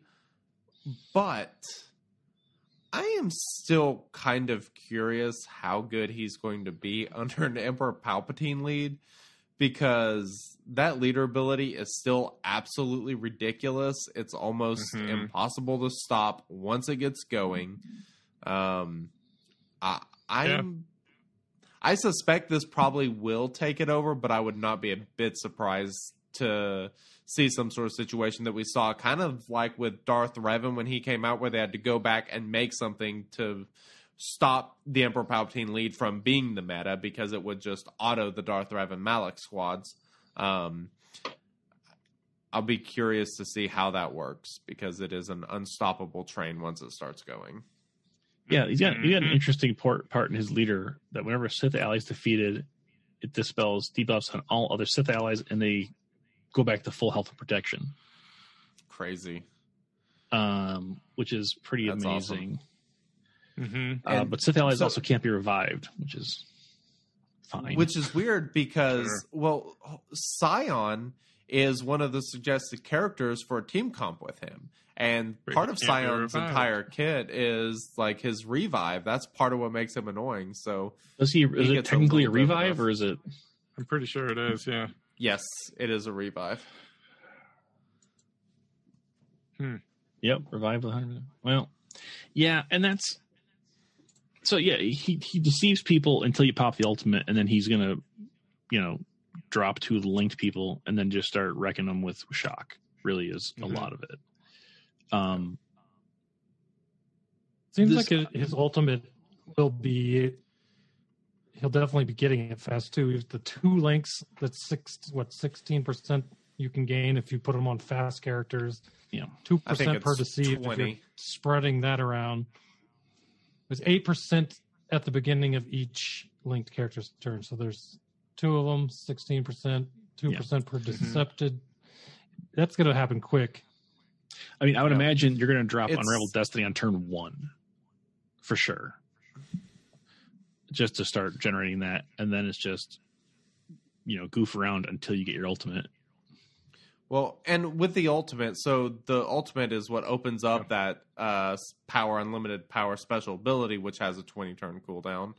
So I assume, that becomes instantly available. So it'll kind of be a race to maybe get rid of him before he can use that again. And because it seems like he's going to get to it pretty quickly. I mean, on paper, I'm looking at this and I think I want to have around and keep him alive. Never let him get to him. Right. I mean, and when he does Unraveled Destiny, they're going to taunt even if they normally wouldn't get it. Yeah. If they're tanks, Yeah, true. I don't know for sure. I haven't honestly looked at some of the older Sith, like as I discussed on the SWGH events Discord yesterday. Savage is an attacker. Is he really? Gun to my head, I would have told you he was a tank all day long. Yeah. He's got a massive health protection. I know. I was like, oh, that'd be so cool to actually have a use for Savage. Just sit there, he'll taunt. And he's. I mean, in 2017 terms, he's hard to kill. Yeah. He used to be. Yeah, But I mean, the best characters they're going to go with this are a bunch of characters that I don't have. So yeah, I got to work on that. Mm-hmm.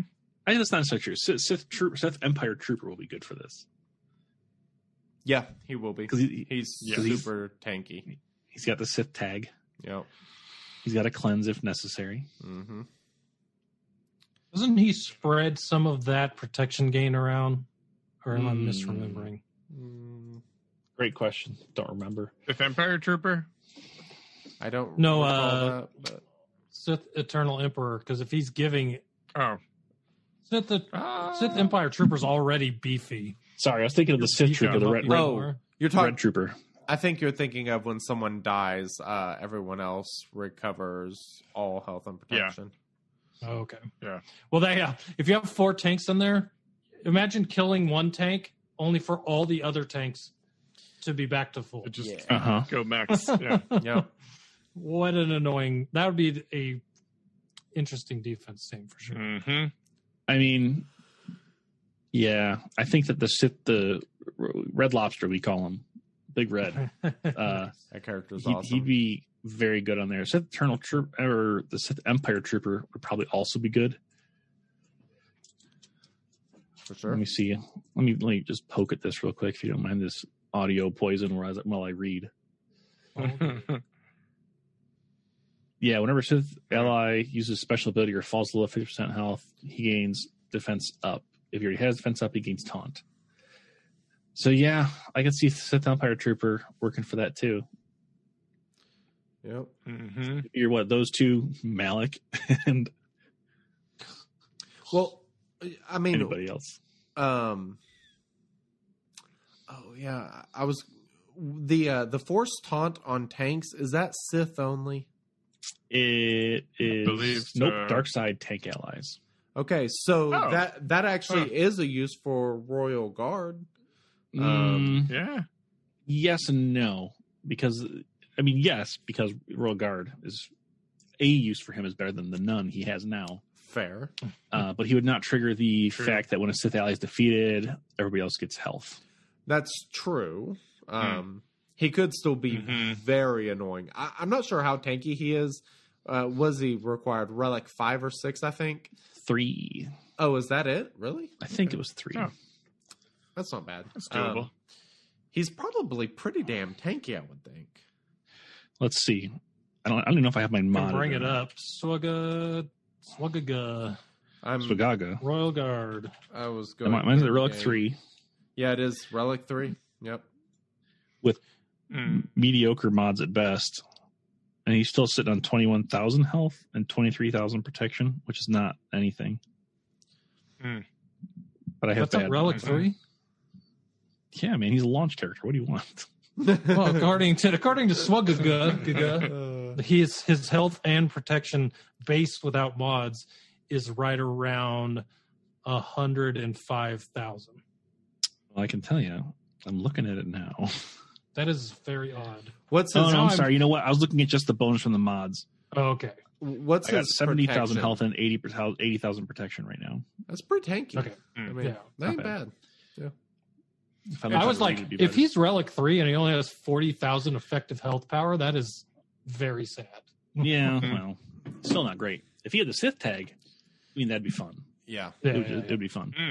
Yeah. But I mean, there's a lot of good options. Who's a tank? I mean, Malik would be amazing. I think still would work. The res being gone, he'd still Is still nasty. what's on Nihilus? He's support. That's weird. Yeah. Nihilus is Not a lot of tanks An in the obvious Sith faction. You got Malik, Siam, as we discussed, not great. I mean, he won't res himself. Sith Empire Trooper. Sith Empire, Yeah. Sith Trooper. That's it. Interesting. Trench in chat says Gamguard is a dark side tank. Maybe I'll finally have a use for my Relic. Yes. Oh, And there Mob you go. Enforcer. Mob Enforcer's a tank? Really? Mob Enforcer. You know, for long times you called. Who did you at the end of your show? At least I didn't gear. Who was it? Oh, could be Mob Enforcer. Very well could be. I think you guys used to say Cup, right? Cup. Oh, And then yeah. I- we had a whole. Then I started the yeah. quest. We turned that. I had the yeah. quest for Cup. Yeah. I think Cup is actually better than Mob Enforcer, only Yes. because he has a stun. I think Mob Enforcer is the worst character in the game, like by far. Cup is also Galactic Republic and could probably do something with Padme. That's why I actually started the quest for Cup. I was like, I want to make make him passable. Yeah. Make him do something. That'd be. I want really him to interesting. survive a fight. It didn't work, but you know, Oh, yeah. I mean, like there are 4 No. Sith tanks that this could work with, right? And even if you had 3 and a warm body, you know, it'd probably be fine. Yeah. So Cool. yeah, I'm very excited. Yeah, he looks very cool. Any more final thoughts on the Emperor? I'm sad that he doesn't have any Empire synergy. Like, I Yeah. get it. I know why he doesn't, Yeah. It would have been but I'm nice, sad though. about it Yeah. Yeah. because I have very Doesn't good mean I'm Empire. happy about it. Yeah, I'm actually slightly shocked that he doesn't have First Order stuff because, I mean, yeah, he was technically leading the First Order. I mean, kind of. Yeah, so that I that was would've really been expecting expensive. a new final order tag. tag. I thought that they could have added a lot Yeah. of I agree. characters in that. Well, here's the thing. I Slap know that they on have the Sith Trooper too. Yeah. of all the things that they do have to do, get approvals for in this game. Adding new factions is definitely one of them. Mm-hmm. So it wouldn't shock me if Lucas was like, it's not really a thing. Mm-hmm. Yeah. I mean, they want to add an Just a apostrophe. They got to get approvals. So Yeah. It's Disney. Shocking. But all right, so we have one more thing that we want to talk about real quick. So let's do this. Like, what are you even doing? Yeah. Do you even mod, bro? Like, come on. Hashtag do you even mod, bro? Oh my god, mind blown. All right. Let's mod, bro. Let's mod, bro. Bro. Dude, bro. So, they have announced that we have the mod slicing materials coming to the game, so you can take mods from 6E all the way up to 6A. And shout out to our boy Sig. So we got Vince, who did some data mining and actually got out the information for what is required. I put together a small spreadsheet that is in our Discord that you can find On the live stream, if you're watching. and on the live stream. Heck yeah. So this is the stuff, the little top section is the mod slicing to go. I have the total for 6E all the way to 6A, and then for each individual step progressing up. And then also the Galactic Challenge rewards for this upcoming first Galactic Challenge. It's actually going to have these slicing materials in it. And one of the things that I noticed almost immediately after plugging all this in and kind of just looking at the numbers is you realize you will not be able to fully max a mod for... it'll take essentially 3 Galactic Challenge runs in order to max one mod. If this is the only way they're going to be distributing those mod materials, I'm fine with it. Are you fine with it? With the schedule that they've been doing? Like a Galactic Challenge today, and then you might get one next week? Well, here's the thing. Is there any way to refresh Galactic Challenge feats? No. Are we all getting the exact same access to Galactic Challenge feats? I would presume so. So no one's getting it any faster Pretty than anybody much. else. Assuming you That's have true. the team. So we all have Yeah. an equal opportunity to slowly grind it. So That's this is better than most things wherein there's not even a chance to accelerate it. Yeah. I don't Unless there's disagree there. packs. Yeah. Unless there's packs, in which case, who knows? I think There'll be packs. I think they That's my said There will be packs. I think they said there were not going to be packs, that this was going to be the only way to get them. I mean, they said that with Zetas too originally. And they kind of kept their word on that. I mean, you could purchase For the them most in part, China or Zetas something, I are think. still, yeah. Like, you do have to actually play You could use get them your in the roster to get them. Hyperdrive bundle. No, but yeah. when they released Zetas, there was the one place to get them in the Fleet Challenge, Right. and then they slowly, as they can understand how they affect the game, roll them out more. And I think this is a smart approach to it. Whereas instead of making it out there for everybody all the time and just kind of letting it go wild, this is a very measured approach. Yeah. But again, we're all in the same slow, stupid boat. So I don't know. It's not like it's really affecting gameplay in how I play the game. Gotcha. So it's not like it's a different character order, unlocks a different ability, Yeah. makes my guys slightly faster. I'm utterly obsessed with mods, so I am very annoyed about this. Especially with the schedule. If they would run the 3-day Galactic Challenges all the time, like when one ends, the next day there's a new one, I would still want there to be more of the like first level slicing materials so that you can maybe, do more than 1 or 2 mods, at least take them to 6D, per Galactic Challenge. I think that would be nice. But you've at least got to get these Galactic Challenges going all the time. No, I mean, that's what it was supposed to be, is daily content. When we had Crumb on the show 2 times ago, he was pretty explicit about the fact that this is working towards something, right? This is kind of like we had the Grand Arena for a while before we had the Grand Arena Championships. They're laying the groundwork. There's going to be another mode that's going to be very similar to this, I'm sure, that uses the foundation of the Grand Arena or the galactic challenges. Right. Yeah, my initial thought, Yeah. and it goes right along with what you're saying, is that if nothing else, I feel like this actually makes the case even more for a Galactic Challenge store with its own currency where you can buy these things as well. Agreed. I would Choose love them. another kind of currency, but I could see that. Yeah. It's not so hard as it's, again, we've been here, we've grown up with the game itself, right? But I know when I've tried to come into any kind of mobile game, especially as a mature mobile game, and I log in and there's 15 kinds of currency, and it's like, I have no idea what's happening right now. Yeah. I don't know where to get this. Mhm. I don't know what it is.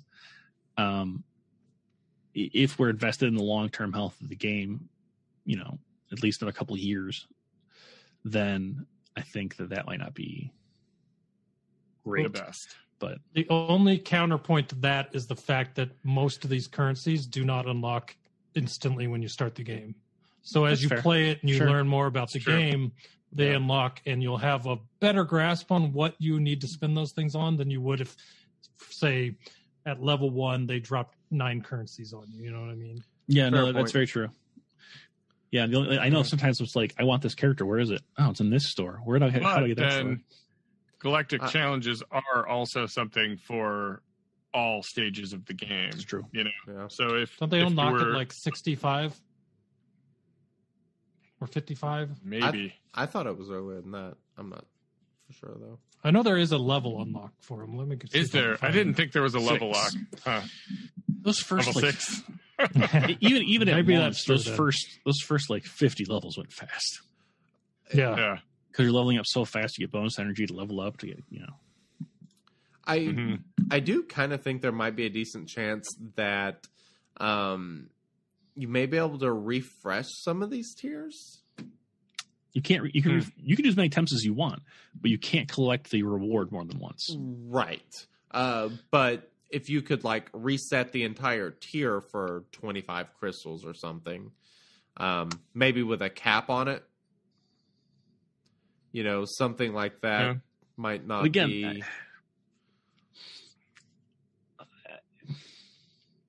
I'm personally. I know you're a mod guy. I get it. I'm fine with them slow rolling this out. I am too. Honestly. But like, I think there either needs to be more of the lower level material so that we can kind of play around with, slicing up some of these mods a little bit more, or these galactic challenges need to be running every single day. They need to be running every single day I think anyway, in everyone my would opinion. like to have more of the galactic challenges. I totally agree. I'm kind of surprised. It seemed like that was the way it was going after the initial rollout that it was going to be. Okay, Right. they kind of came out and said, all right, so 3 days sounds like it's a heck of a lot better than 7. And we're like, yeah, it is. And I don't know, maybe just in my head, I was like, all right, so cool, every 3 days. I think everybody was No. thinking that, except I know- CG. I would think even Yeah. like 3 days on, 1 day off. 3 days on, 1 day off. I think that'd be Yeah. fine. But It's certainly All right, be I better found than it. what we have. Took me a second. I searched this entire time, finally found it. Galactic Challenges unlock at level 60. Oh, Okay. okay. the old level cap. Interesting. Yeah. Mhm. Rough. It was the Forget level about cap, wasn't it? At levels. launch, it was 60 to start. It was 60 to start. It went to 70, then 80, then 85. Is that what? Yeah, right. Maybe. Maybe. I don't remember. That There was a sounds right. time before memory. Yeah. Yeah, really. We were It's so been young then. 84 years. hmm So, one other thing that I thought was kind of interesting about this is the fact that it actually takes, the slicing material to go from 5A to 6E. It uses some of that stuff, and one of those Mark 1 pieces, it uses considerably more. So that's actually become a little bit more valuable in the long term because you will need it, starting at 6D, each tier moving up, you will need some of those. So yeah, pretty exciting stuff in general. Yeah, I feel like they just kind of slid this over. Like, hey, we've got all these galactic legends, blah, blah, blah. Also, mods are going to 6A. Yet no one is talking about this right now. It was just a like an afterthought. You feel like we're using as a smoke screen, Sean? They're like, hey guys, why don't you release this for us? I think so. No, it's like, yes, exactly. I don't know. I mean, it will improve mods. I don't think it's the end of the world. You know what I mean? Like, it'll take your best mods and it'll make them a little better.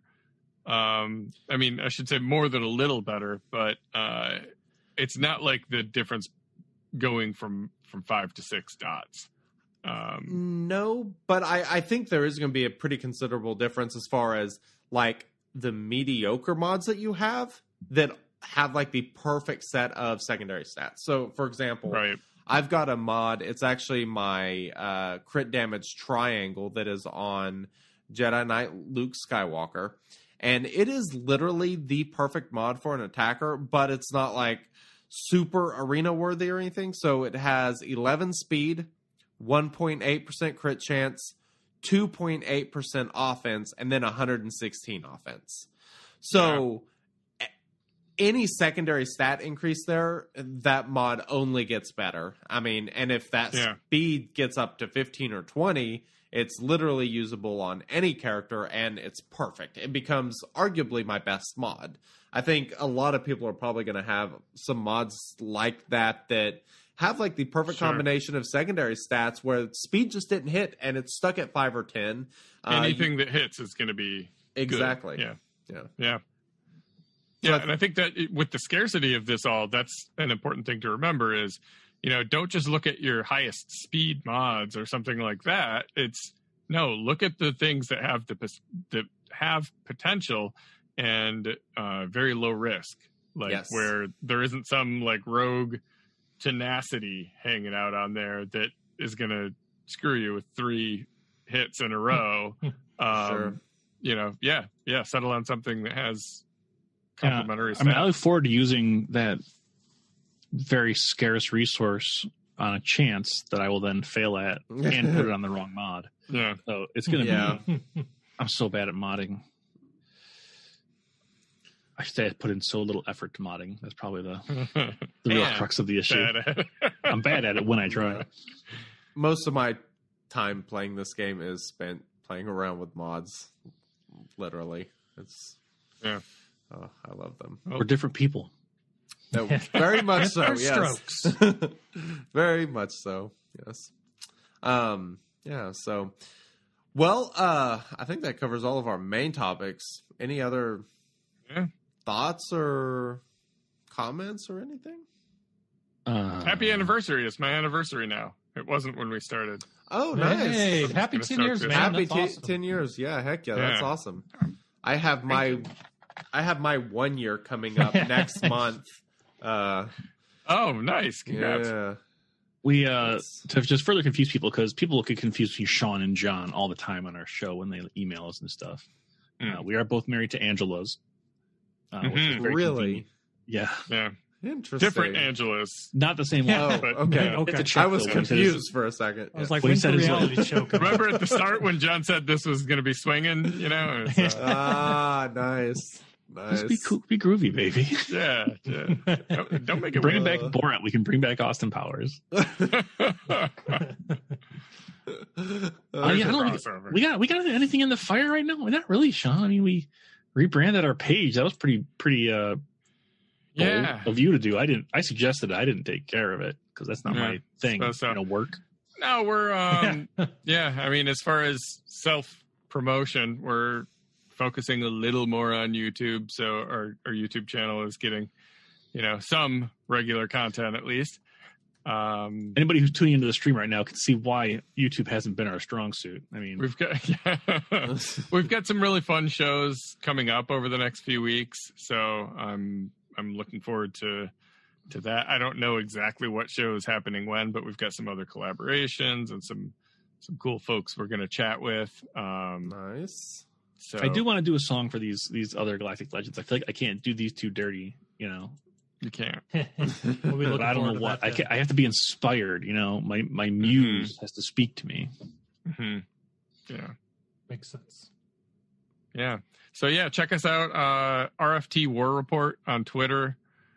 We have a Facebook page, but like nothing really happens there. So I'm just going to be honest. Go to YouTube and Twitter, definitely. And then, of course, subscribe on wherever you get your podcasts. Galactic War Report. We're out there on just about anything. And if we're not, you're using the wrong system. Just stop using that. You could let us know too, and we'll get on there. But I almost said that, but I just thought about realistically, like, no, dude. Too much work. Yeah. Bert's podcast that doesn't have us. Yeah, and that's it. Thanks for having us on here. It's been thanks for beating us in territory war, so we had to go on your show instead of the other way around. Yeah. Getting matched up in territory wars was an awesome surprise, and then on top of that, making this happen because of it, that was awesome as well. So I'm really absolutely had a lot of fun with that. Of course, we won, so it made it a little more fun. But, yeah, that's true. Yeah. You guys are probably like, no, we lost. That's kind of we're used to it. We don't win a lot of territory wars. We were on a. It's only if we sandbag. Well, yeah, that helps usually. We were on a terrible losing streak for a while until one of our guildmates, Cam. We promoted him territory war officer, and now we have like all these fancy statistics and awards for each territory war, and like motivation for people to actually try and. It's great. Nice. Our last territory czar quit. Not the game. He's like, I just don't want this job anymore. Yeah. I can see why. Be a territory war officer common theme. Yeah, it's an open position in the Black Sun Heroes at the moment. Yeah, it was for us for a long time, and then it's we'll tough. Find some force left to take on the mantle. I mean, half the officer corps is me and Sean, so nothing's getting done there. Not a lot. No. Yeah, well, you guys are busy. That's true. I've been functionally unemployed for 5 months. I ain't got a lot going on, and I'm still not doing anything. Yeah, well, sounds like a lot of people, unfortunately. Well, hopefully they're also not doing anything in their guild leadership. Let's hope they're doing that. Yeah, no kidding. So yeah, that's you guys. And then if you're unfamiliar with us, kind of same thing. We have a YouTube channel that we're trying to put a little bit more effort into. With some recent videos, Shattered Order, same on any podcast app, hopefully any podcast app. Go to Shattered Order, just search it and you should be able to find us. And then was it at Shattered Order on Twitter? We had a pretty good back and forth when we found out we're in territory war. Some fun memeing and such. So if you guys enjoy that sort of stuff, go check that out for sure. And we'll continue to fight online. Oh yes, absolutely, yes. So it makes it fun. Until you guys become actual like proper YouTubers, and then you can't talk to us anymore. Apparently, so that's fine. That's true. That's the way it works. Yeah. No, we're there's always a balance. We're dedicated to the podcast slumming. So that will always be the first thing. Yeah. So good stuff. All right, guys. Well, I appreciate you guys. Thanks for having us on. Thanks for coming on with us. And hopefully we can do this again a lot sooner than we did this time. So, thanks, everybody, for listening. We'll be back next week for episode 218, and they'll be back out next week for 221? 21, maybe? I was thinking maybe we should take a week off at some point, Sean, but we can't let them catch us. We can't. Oh, we're hot on our heels. Nipping at the heels, man. Nipping at the heels. Oh, yeah. We'll be bragging about that when we catch you. Don't you worry. Oh, we're going to start doing 3 a week. Just pumping them just out. do separation. 5 minutes. We'll preload them. But like this week, Galactic Legends were great in Arena. What do you think, Sean? Yeah, sure. Evergreen content. Hey, we look at preloading podcasts just like we look at preloading TM. Don't do it. It's morally wrong. Just avoid it at all costs. We had to do that with our interview we did last week. We recorded it the week before because just that's how the scheduling worked. We released the day early and everything. And it was very strange for us because like this is normally when we end, early on Friday morning. And then Sean stays up ungodly late and gets it out the door. it was very weird last week to just put it out into the world. Yeah. Poof. Yeah. Very nice. All right, guys. Well, I think that's going to wrap up this episode. Thank you for hanging out, and hopefully we will see all of you back next week. Absolutely. Take it easy. Later. Thanks. Bye.